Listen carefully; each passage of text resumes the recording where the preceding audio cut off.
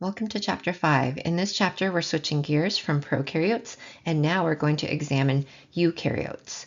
Eukaryotes are nucleated and generally larger than prokaryotes, and an example from our book is shown below at the beginning of the chapter.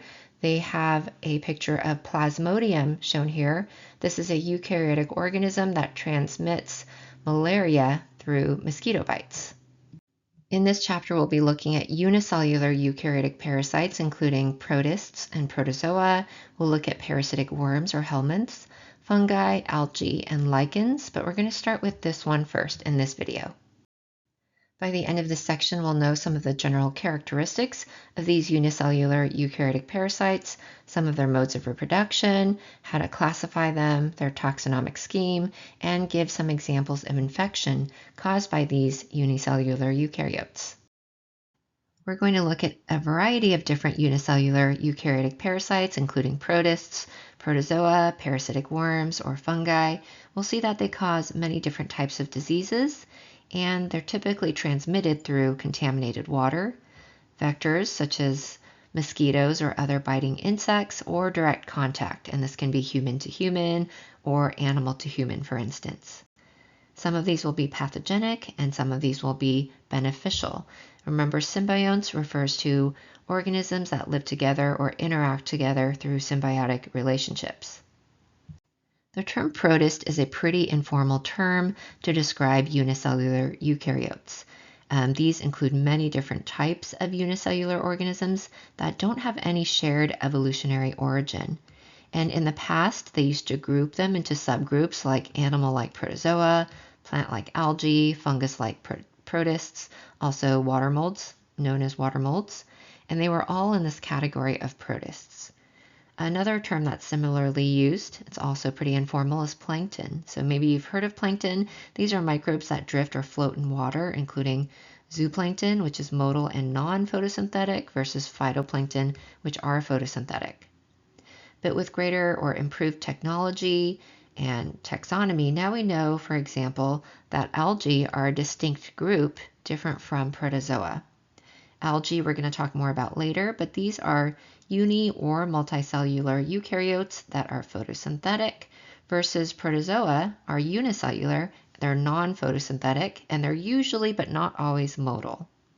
We also now know today that protozoa can exist in various forms. So when they're in their trophozoite form, this is their active feeding, metabolizing form, they are dividing. This is usually when they're in a nutrient-rich environment. But protozoa can also exist in their cyst form, which is kind of like a bacterial endospore. These are dormant, and they usually have some kind of thick protein shell to protect their DNA information inside. Our book gives us a figure of Eimeria. Don't worry about the details, but Eimeria is a type of protozoan that can cause a disease known as Coccidioides, and this leads to bloody diarrhea in animals such as cows and other ruminants. So what happens here is I just want to look at the cyst versus trophozoite. Don't worry about the detailed vocab terms and the exact steps of the cycle. So let's take a look at the cyst. Right here are cysts. So cysts are the protective dormant form, and they're usually going to be existing outside of an organism in the harsh environment. But let's say the animal ingests the cyst. It enters their gut, their GI tract. In that nice, warm, nutrient-rich environment, the cyst will become the trophozoite. So when a cyst becomes the active version, the trophozoite, this is known as excystment. It's turning from a cyst into a trophozoite. And then here inside the animal, it'll reproduce. Eventually, when it's leaving, usually through the feces, it turns back into the cyst form. So when you're going from trophozoite back to the cyst, this is usually because you're getting ready to survive a harsher environment, and that's known as encystment. Eukaryotic reproduction is more complex than prokaryotes. So in eukaryotes, they can undergo asexual or sexual reproduction, and this really helps to improve genetic diversity and thus their ability to survive in different types of environmental conditions. The types of asexual reproduction include binary fission, budding, or even schizogony, and that's shown here. In schizogony, what happens is you go through multiple rounds of mitosis where the nucleus is dividing over and over again, forming this multinucleated structure known as a schism. Then eventually the cytoplasm will be divided to form individual cells that each have a single nucleus known as merozoites. So schizogony happens in a group of protozoa known as apicomplexans, and these protozoa are typically non-motile and also include the example I mentioned earlier, Plasmodium. So Plasmodium, which causes malaria, is actually a type of apicomplexans. Eukaryotes can also undergo sexual reproduction, very similar to humans like we do. Some of them go and form haploid gametes, like humans form haploid egg and sperm. In certain eukaryotes, when this happens, when the haploid gametes fuse, this is known as syngamy.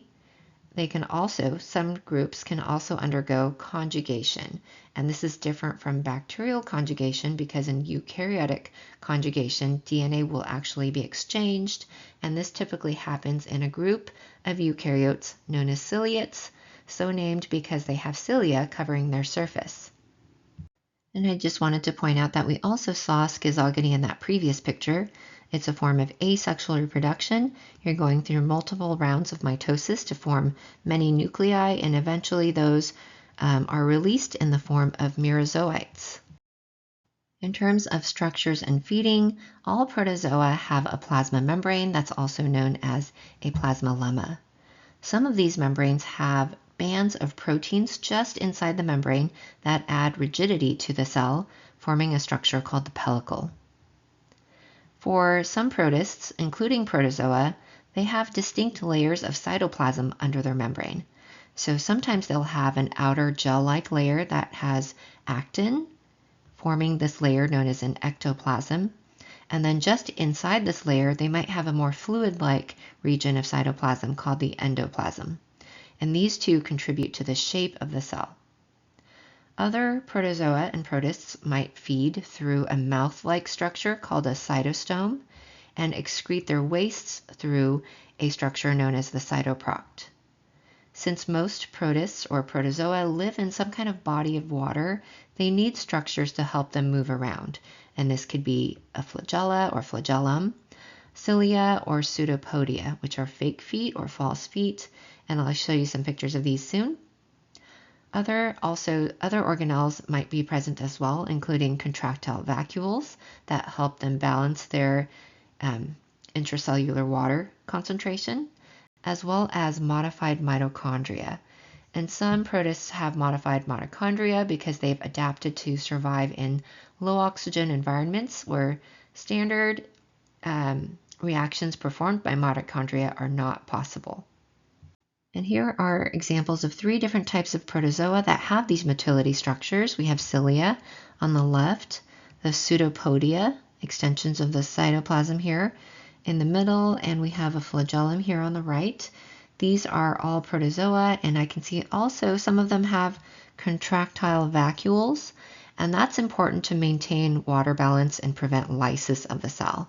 For instance, let's say we put this paramecium into a hypotonic environment, right? If this was a hypotonic environment, then water would rush into the cell and potentially the cell could lyse.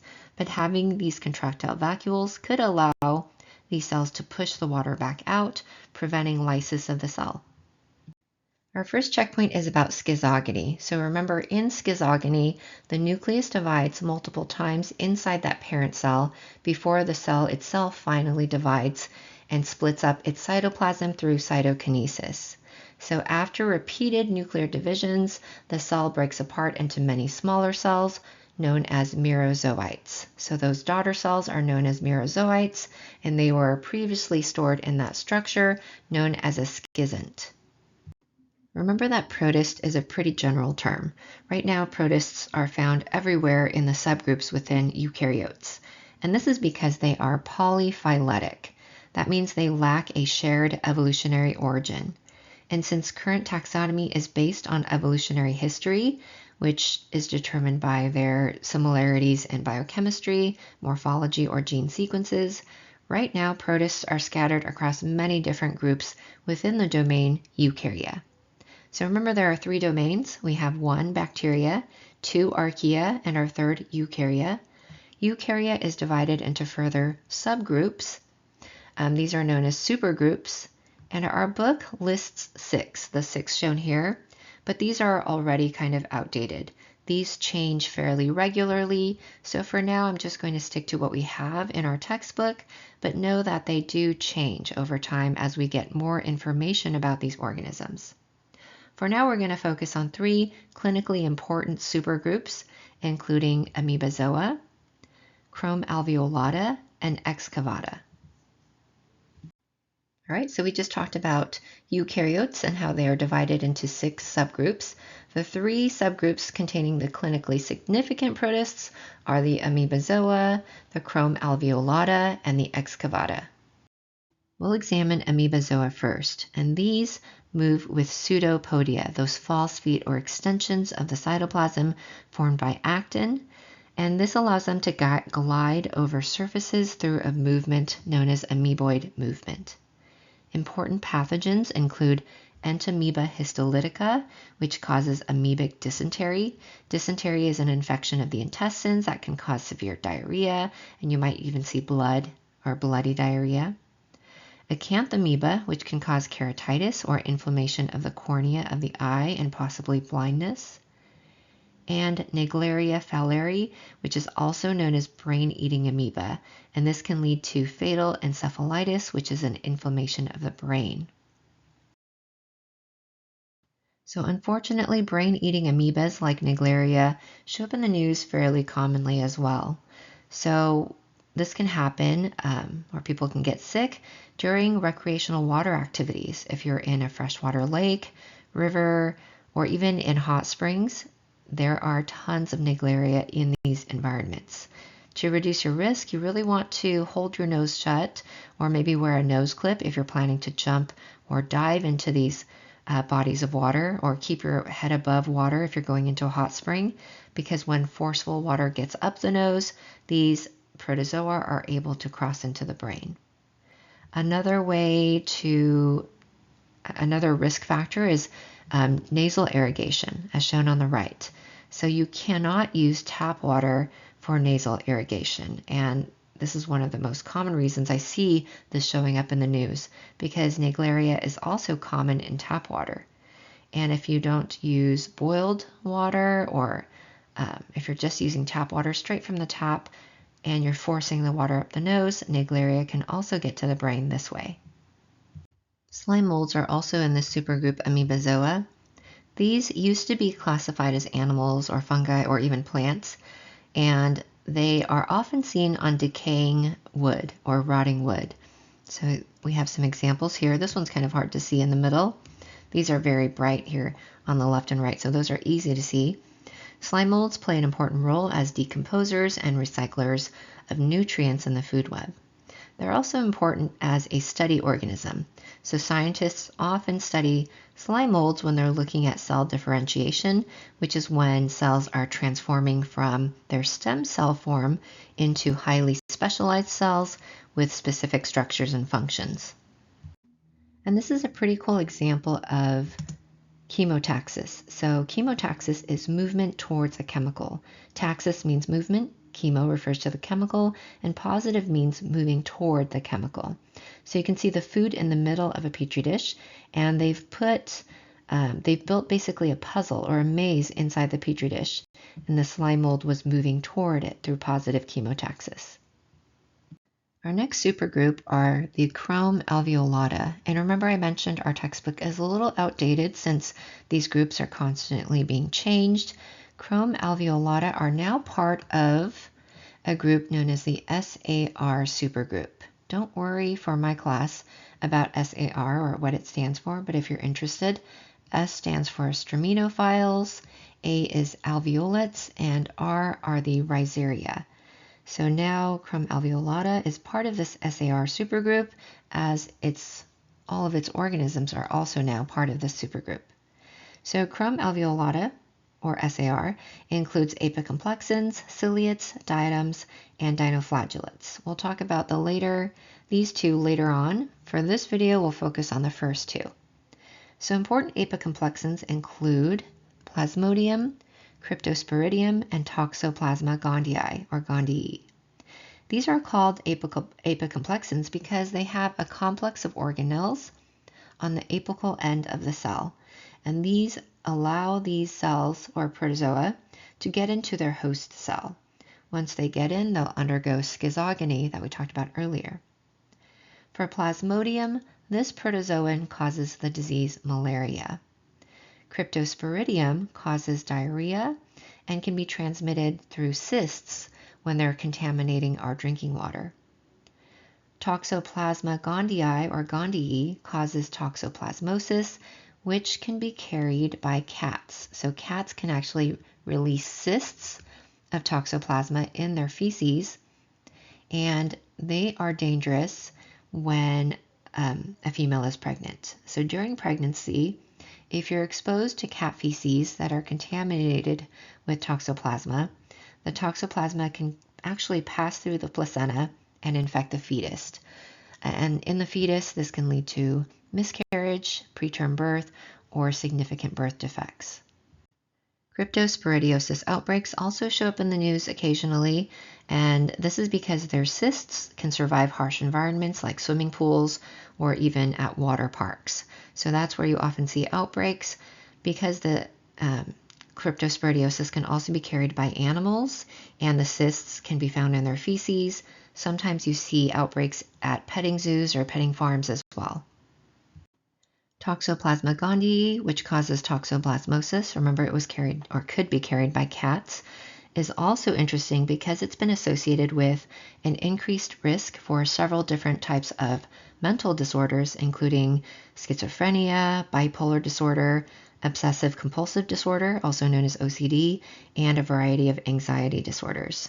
So there is currently growing evidence for these associations between toxoplasma and these mental disorders, and we're trying to learn more about it. It's really interesting that globally, it's estimated that about 1/3 of the world's population is infected with toxoplasma, and previously what we thought they were infected without having any signs or symptoms, but these mental disorders could be due to toxoplasma infection.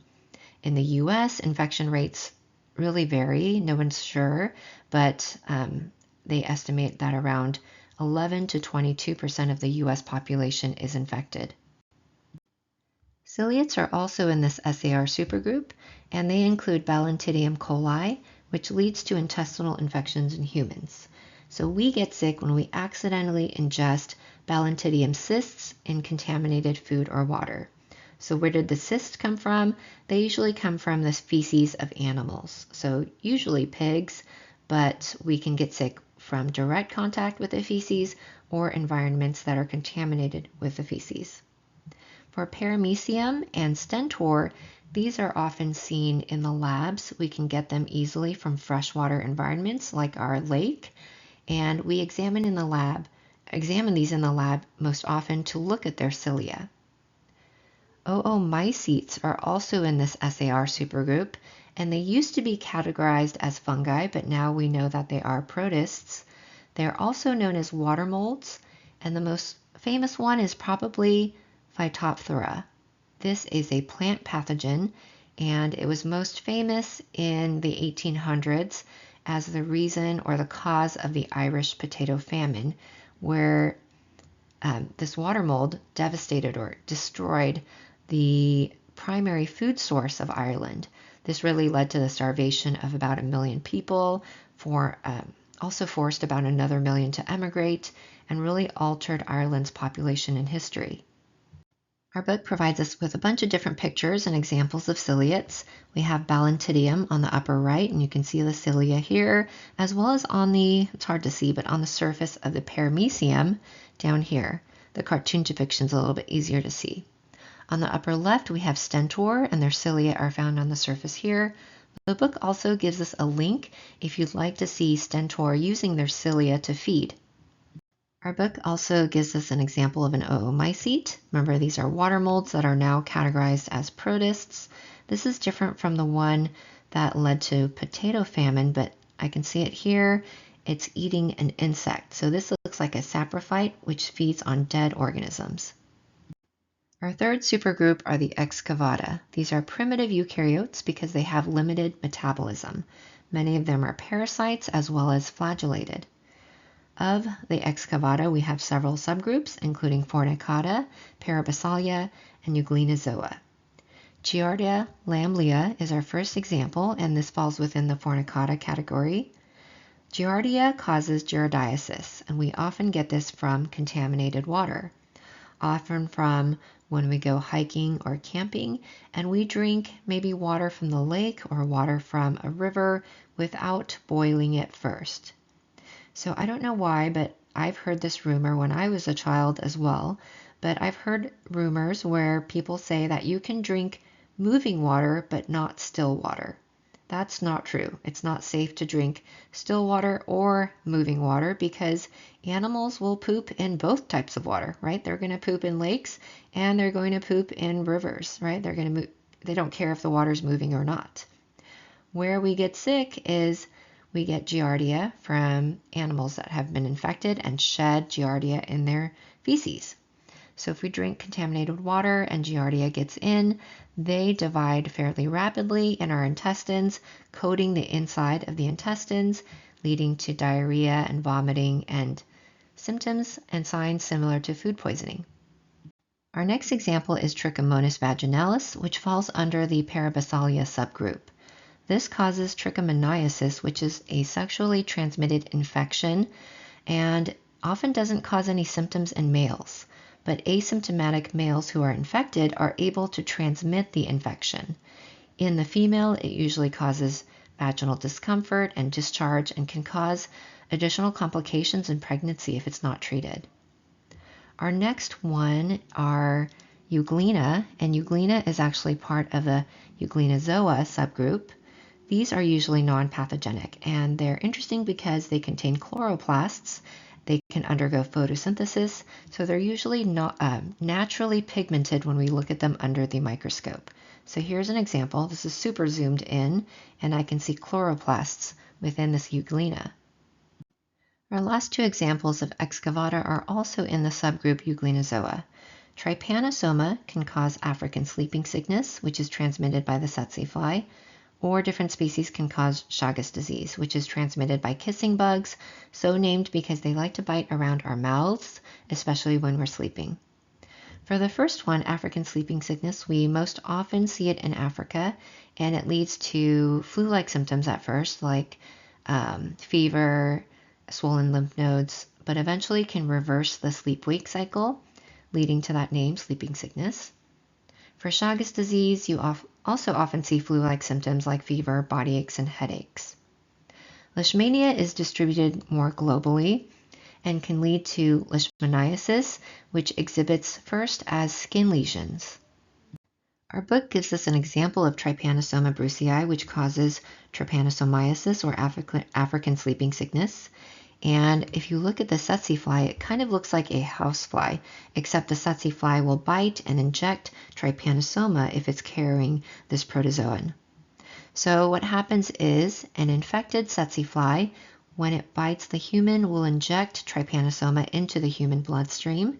It will move around the body and divide through binary fission. You'll see it in the blood, lymph, and spinal fluid. If another tsetse fly bites the infected human, it drinks the blood and ingests trypanosoma accidentally, which will replicate within the tsetse fly. So eventually the trypanosoma moves into the salivary gland of the tsetse fly to get ready to spread to the next human. For leishmania, this is transmitted by the vector of the sandfly, shown here on the left, and manifests first as skin lesions. This one I mentioned is more globally distributed, but you can find leishmaniasis in the tropics, subtropics, and in southern Europe. All right, so this is a nice summary table from our book. We talked about these Excavata. For the apicomplexans, we talked about everything except this one, so don't worry about that one. And then we also discussed the ciliates. And for the next figure, we talked about these 3 Amoebozoa. All right, let's recap 5.1. For general characteristics, we learned that these unicellular eukaryotic parasites are diverse. They have a nucleus, multiple different types of membrane-bound organelles. Many of them are motile. They have flagella, cilia, or pseudopodia. They might have an active trophozoite form versus a dormant cyst form. For the second one, looking at general life cycles and modes of reproduction, I just talked about the trophozoite life stage, which is the growing or feeding stage, versus the cyst, dormant or resistant stage. For reproduction, we have asexual reproduction, such as through binary fission, budding, or schizogony. For sexual reproduction, we can have gamete fusion through syngamy or conjugation that happens in ciliates, and many of them have pretty complex life cycles involving multiple hosts, like trypanosoma in the tsetse fly and the human host. We saw it alternate in both. For the next one, identify challenges with classification. So this group is polyphyletic. Remember, there's no single evolutionary origin. So they used to group them as animal-like, plant-like, or fungus-like. And this is because they're diverse in their morphology, their nutrition, their life cycles. So right now we classify them as well as we can based on genetics, biochemistry, or their evolutionary history, and that changes fairly frequently.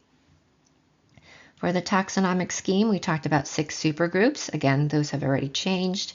And the clinically significant ones were the Amoebozoa, the Chromalveolata, now known as the SAR supergroup, or combined into the SAR supergroup, and Excavata.